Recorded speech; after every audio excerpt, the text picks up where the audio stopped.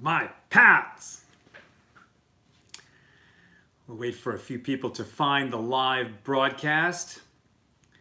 Yesterday or the day before, I waited a long time for the White House press briefing, but it went on for hours. It's like, it's enough already.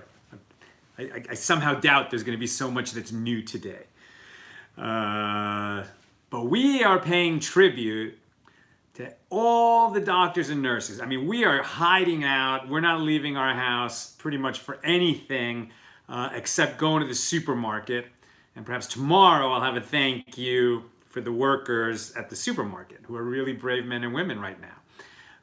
But today, let us pay tribute to the men and women working at the hospital. I mean, they are really brave.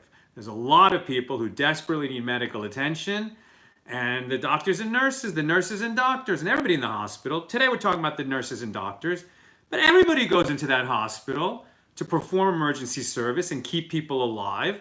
They don't have the luxury of staying home and hunkering down and hiding out. They're really wonderful, brave men and women, and we should thank them for their service. I mean, they're literally soldiers in the war against the coronavirus. Christo Cheney says, just got my test results back. I'm negative for COVID-19. Baruch Hashem. That's wonderful news. I'm so happy to hear that, Christo. Hello, Yehudit Sobel from South Carolina. Pauline from Arkansas. James from Indianapolis. It's great to see you guys. I like that. Sarah Lynn just posted a link that Starbucks offers free coffee to first responders. Beautiful. That's fantastic. So if we have a chance, if we could do something for the people, who are right at the front lines of this pandemic, let's do for them. Donna, great to see you. Always. Donna from Bahama, North Carolina. It's good to see you. I hope you are well. We're always praying for you. All right. It's a big day. Big day. We are finishing chapter 1 of Tractate Shabbos, the second tractate of the Talmud. In chapter 1, what do we do? We mostly looked at carrying and transferring from a private domain or to a public domain and vice versa on Shabbos, and also at a bunch of activities that are prohibited to do on Shabbos, labors that are prohibited to do, and because they're prohibited, we don't want to start them as dusk is falling on Friday afternoon. Although some of these activities, as we saw, are permitted. We can start them if they're going to proceed on sort of autopilot, right? On automatic. If they're going to proceed without the Jew doing labor during Shabbos. So the example was we can put the press on the olives so that the oil continues to come out of them during Shabbat. We could give our laundry to a non-Jewish, business that does laundry, as long as it was for a set price and they were washing it on their schedule. That's okay, even though we know that it might be done on Shabbos. So today we're completing the final Mishnah of chapter 1, and then we'll go into chapter 2, which actually starts with a very famous line that we encounter in the prayer book every Friday evening. So let us proceed. Now, so the final Mishnah, because we're actually going to do a whole Mishnah here on page 20. So that's where we are. We're holding on page 20, right? Just making sure. Yeah, we're holding on page 20.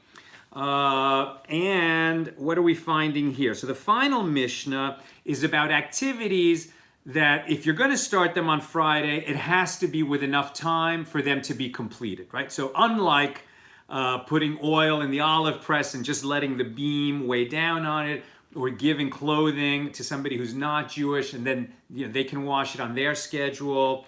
If we're going to do certain activities, then we have to make sure that they're done before Shabbat begins. What activities are those? So for example, we put dough in the oven to make bread. This is a very typical pre-Shabbat activity. Each week Nina makes challah, and she has to be careful that the challah is baked before Shabbat begins. Does it need to be fully baked? No, it does not. So according to our Mishnah, a crust has to form on it.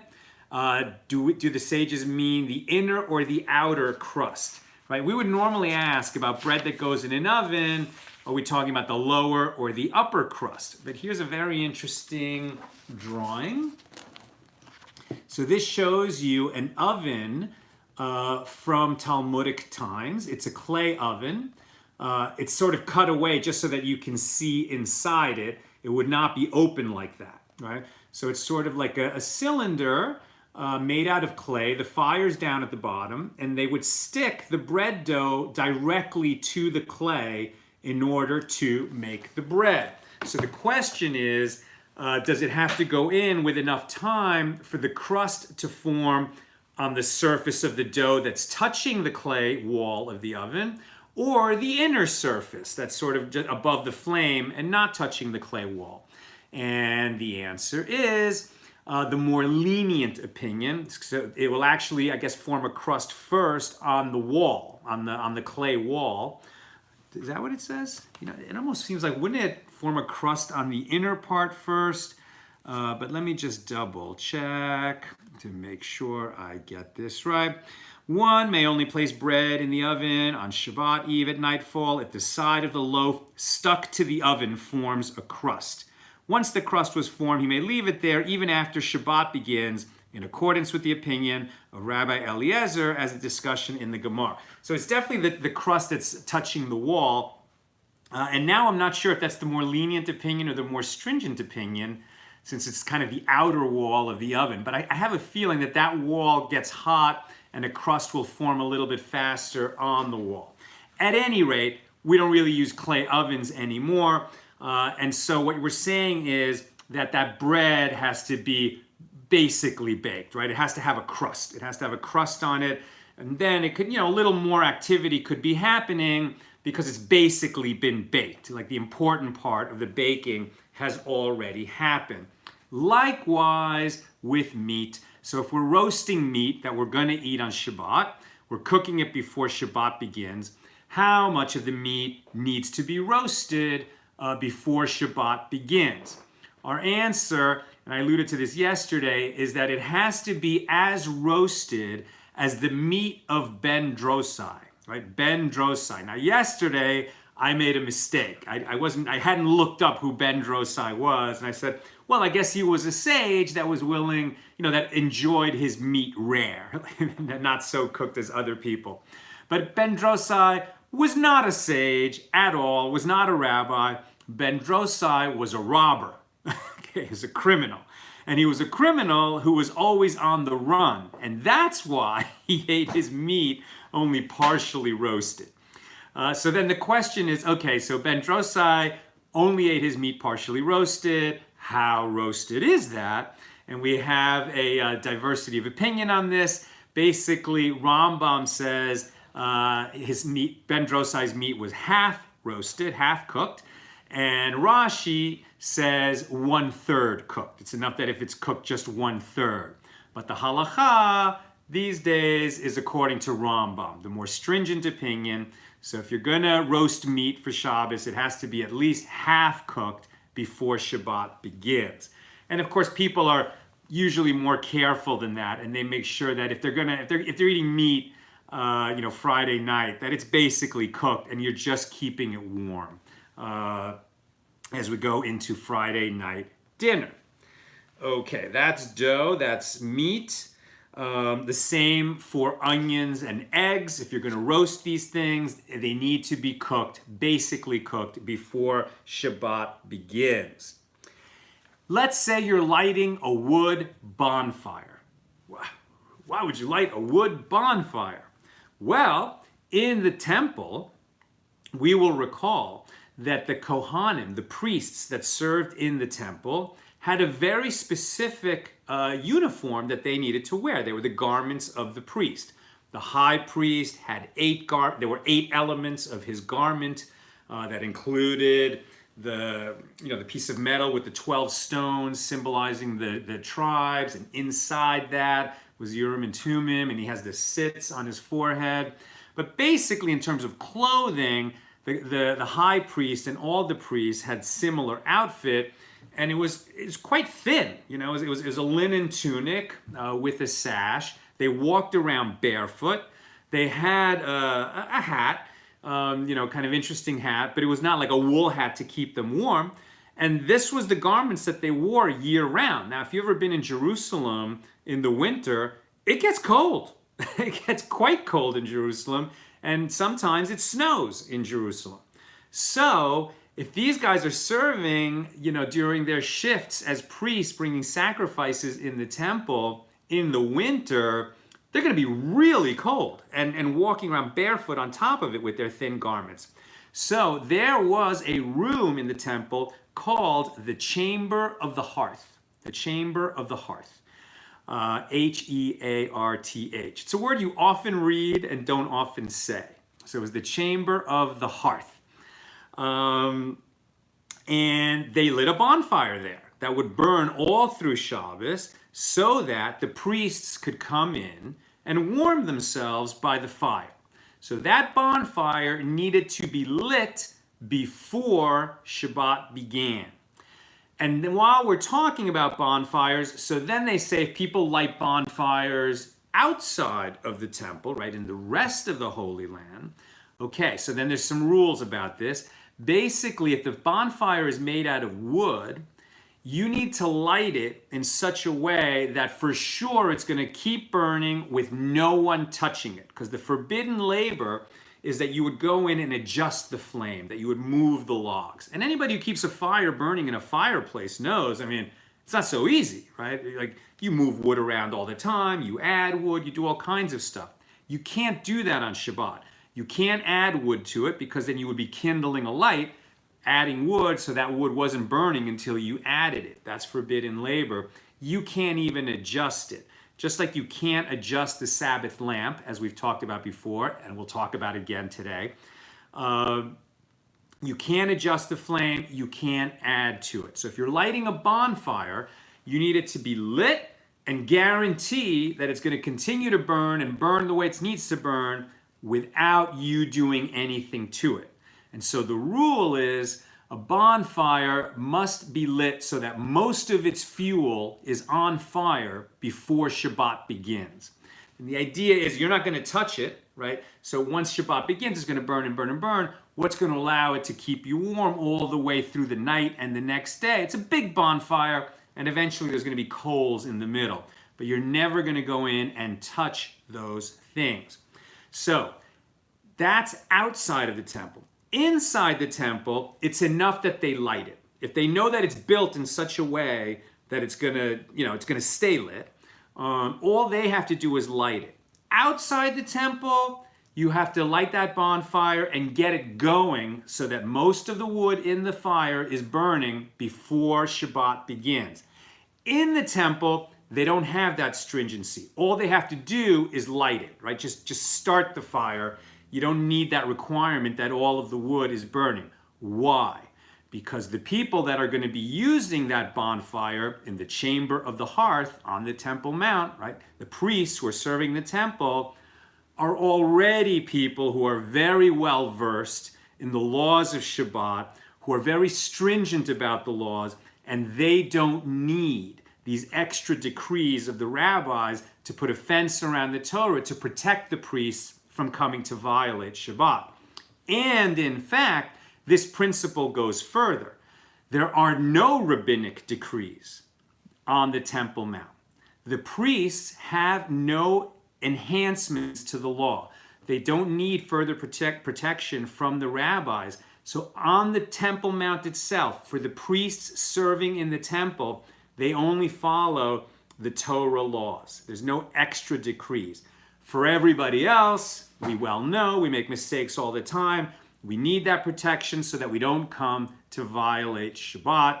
And that's why bonfires have to be at a more, further along in the process of making that fire, that most of the fuel in the fire is lit. Okay. That is the chamber of the hearth, must be lit. No rabbinic decrees in the temple. A reed. like a reed from a marsh, right? Like a stalk of grass that has become hay, right? So just a thin piece of plant that's now dry, a reed, hay, etc. It's dry. This is something that burns very easily, right? So if you wanted to make a fire out of reeds, or you were just lighting one reed for some reason, okay, so all you have to do to get that going before Shabbat begins is light it, because we know it's going to burn. But if you have a bundle of reeds, right, and they're all bundled together tightly, so you can imagine this is a difference between one strand, of hemp and a rope made out of hemp, right, or flax or whatever it's made out of. When you have a rope, a bunch of reeds bundled together, it acquires the status, the legal status of wood. And now, if you wanted to, for some reason, light a fire with a bundle of reeds, the whole bundle needs to be lit pretty much. The majority of it needs to be burning before Shabbat begins, the way that we would require for wood, as opposed to reeds, which all you have to do is just set fire to them and you know they're going to burn. And likewise, anything, if we're just making some kind of a fire for some reason, right, we're going to make a torch out of it that's going to light us up for Shabbat, or there's a bonfire made out of these materials, or this is the starter for some kind of a fire. If it's made out of material that is very combustible, very flammable, and I love that flammable and inflammable mean the same thing. It's one of those funny things about English. So if it's material that is quite inflammable, so then all you have to do is set fire to it. And examples of that are pitch, sulfur, dry cheese, thought that was funny, rakings, wax, fat, and straw. So anything that's very easily combustible, all you have to do is put the match to it and you know that the material will catch fire and the rest of it will catch. But if it's a material that doesn't burn so easily, like logs, right? Like you put logs in a fireplace, you can't just throw a match in there and it's going to be a fire. You have to use your kindling and your newspaper. Some people have a gas lighter, lighter fluid, whatever it's going to be. So if it's that kind of a fire made out of logs of wood, so you have to make sure that the wood is really burning, the fire is going, all of which is to protect us from coming to adjust the fire, to rake the coals, to move the wood, to do any kind of an adjustment after Shabbat has begun. And that, my friends, is the end of chapter 1 of Tractate Shabbos. Mostly we covered carrying and transferring between domains on Shabbat and activities that are prohibited or required on the eve of, activities that are prohibited or allowed, right? Prohibited or permitted on the eve of Shabbat. Some were prohibited, some were permitted. That's what we've been studying in chapter 1. Now we move into chapter 2, and we open with a Mishnah, like I said, is very famous. It's a line that we encounter in the prayer book every Friday night. Just read it. With what may one light the Shabbat lamp, and with what may one not light it? Right? So we read that every Friday night. And we have to understand, like now we just light candles, right? It actually is a Shabbat candle that I'm using, but it's not Shabbat, obviously. I just use it as a metaphor to light up the darkness. But now we're accustomed to use candles and we call it candle lighting, right? Shabbat begins at candle lighting time. In the old days, they didn't have candles, right? They had lamps, oil lamps, right? If you ever seen a genie in a movie, and they rub the genie lamp. So that's a lamp from the ancient world.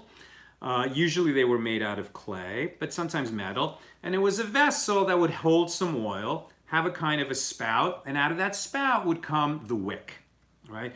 And it was the wick that was continuously drawing up the oil, and that would be burning like a candle wick, right? And that would be the light that would hopefully burn all through Shabbat.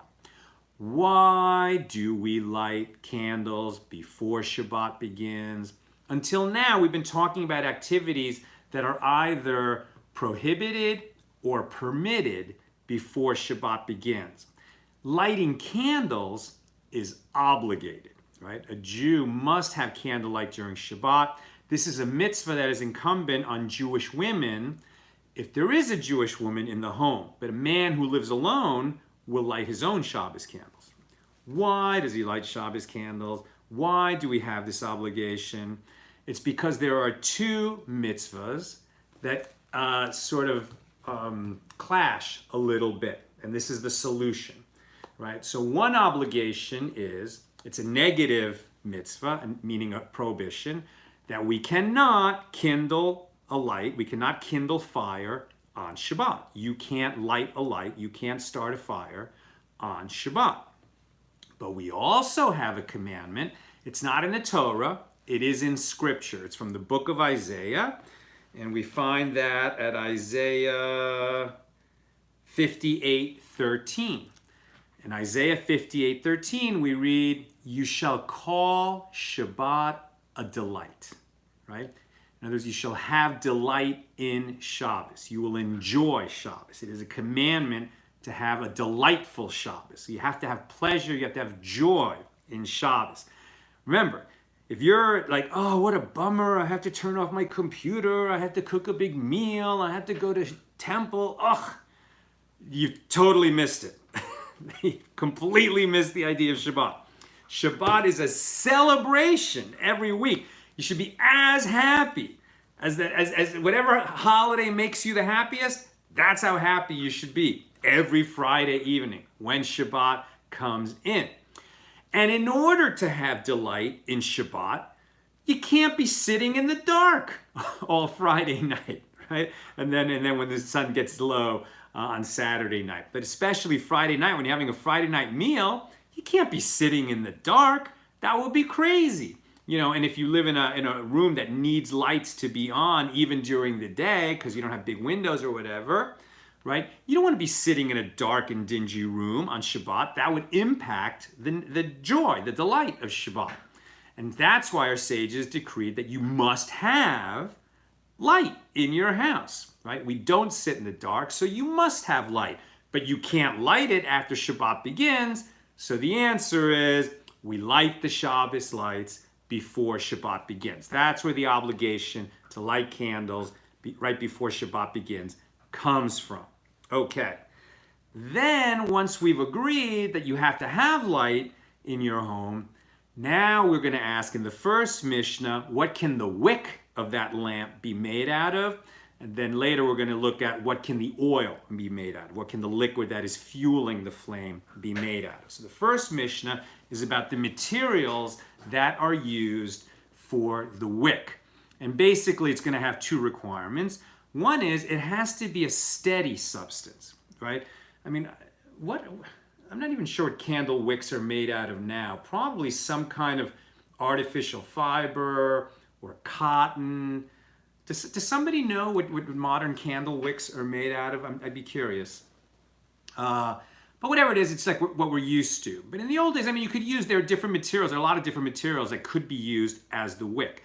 The requirements that they have to satisfy are, it needs to be steady. Why? Because if it causes too much flickering, if it sputters, if it causes the flame to go pop, pop, pop, pop, pop, you might come to adjust it. And as we've said, once you light that Shabbos lamp, you can't touch it at all in any way. That's why earlier we talked about you can't even read by the Shabbos lamp because you might thoughtlessly come to move it or adjust it just so that the light would be closer to the book or whatever else you were reading, right? So it has to be a substance that is not going to sputter. It has to be a steady thing. And secondly, it has to honor Shabbat. It can't be a substance that somehow diminishes the beauty of Shabbat. And so two of the materials that are not allowed, that we may not use as the wick of a Shabbos lamp, are wool and hair. Hair, I mean, it's kind of gross, right? We don't, you know how hair smells when you burn it? It's awful. It's not a smell that we like. And so you wouldn't use that as a wick. Likewise, wool. We don't like the smell of burning wool. It's problematic. Sages said no. Moss could theoretically be used, like dry moss could be used as the substance to create a wick out of, but that's going to be unsteady. It's going to sputter. It might not smell good if it's rotten. So that's one of the materials that the sages decreed against. And if you look at our page, page 20b of Shabbos, there's a whole list of the materials, and you can actually find this in any prayer book, right? So at every Friday night, any prayer book that has the Friday night service, and it will include with what may we light and what may we not light. So for the wick, and then the oil substances that we'll come to later. That's what I've got for us today. Let me review if there's any questions. I see that Edward Berg said, and cold, right? If we were cold, that would diminish our joy in Shabbat. Absolutely. We need light and we need warmth, right? And so that's where it's tricky, right? Because in the old days, they didn't have, this nice central heating that keeps the heat going on Shabbat if you live in a cold place. But they would have to heat the house in such a way that they would not come to adjust whatever is in that furnace, right? Or whatever is providing that warmth. Very tricky. If you're a priest serving in the temple, so you're deemed trustworthy, you know what the laws are, and you won't come to touch that fire. Oh, let me just mention that it's interesting that they can't touch the bonfire in the temple, because in the temple, they would light fire on Shabbat, during Shabbat. What do I mean by that? Because there are Shabbat sacrifices. There actually is a sacrifice that's brought on Shabbat. There's the Musaf, right? The additional sacrifice that's brought on Shabbat, in addition to the daily offering that's brought every day, including Shabbat. So that was a specific exception that had to, be written in the Torah, that the priest will light it every day, and that includes Shabbat. So the priest would light a fire to bring an offering, to bring a sacrifice on the altar. But that's a required fire. The fire of the bonfire to keep them warm, that could be done before Shabbat begins. There was no specific exception for that. And that's why they light it before Shabbat starts, and then they don't touch that bonfire in the chamber of the hearth. That's where they go to warm up. But when they go out in the temple and bring the sacrifices, they just deal with it. Ed says, what happens if the heat goes out, which could put one's life at risk? Well, if we're now talking about pikuach nefesh, if a life is at risk, then you light it, right? Life and death matters always override Shabbat, right? We would not observe Shabbat at the cost of someone's life, period, end of story. But of course, there's a lot of situations where it's tricky, right? It's not so clear that a person, that life is in danger. But the answer is basically they're quite lenient about this. If it's possible that a person's life is in danger, then pretty much you can override Shabbat. But there's a lot of nuances to that kind of question. You can't just take the principle like that. When questions come up, you want to ask a rabbi on subjects like this. If it's Shabbat, you can't get to a rabbi to ask the question, you think somebody's life might be in danger, so you do it. You always save the life. Always save the life. Are there any other questions? Christo Cheney, Google says that modern wicks are made of cotton, paper, zinc, or tin. How interesting. I wouldn't have thought it was metal. Okay, thank you for that, Christo. I'm not seeing other questions, but I see that Gail Har is a first-timer watching live, saying shalom from San Rafael, California. Welcome, Gail. It's great to see you here. San Rafael, California. Ed Berg has heard of San Rafael, California. I do believe. And so have all my friends when we've written to that town for tickets. Okay, I don't see any other questions. Who is that? Oh, Krista says thank you, and thank you, my friends, for being here. My pals, let us acknowledge and thank everyone who is on the front lines fighting this pandemic. They're there for us. God forbid we should end up in the hospital and have need. The nurses and doctors are there. Nurses and doctors around the world, we thank you for your service. You are heroes in this war against the coronavirus. That's right, everybody. Hit those love buttons. Hit those love buttons hard. Hit it, hit it, hit it, hit it, hit it, hit it, hit it. Hit it hard. Hit it 20, 30 times for the nurses and doctors who are serving right now. I mean, they're just so heroic. Imagine going to work every day when everybody else is hiding at home. That's it. Good. You're doing good. Hit that love button. I mean, we're hunkering down. We don't want to go anywhere. We don't want to take a chance. The nurses and doctors are going right in there, and we honor them for their service. That's all I've got for today. I'm sending you all big love from LA. Take care, my holy brothers and sisters.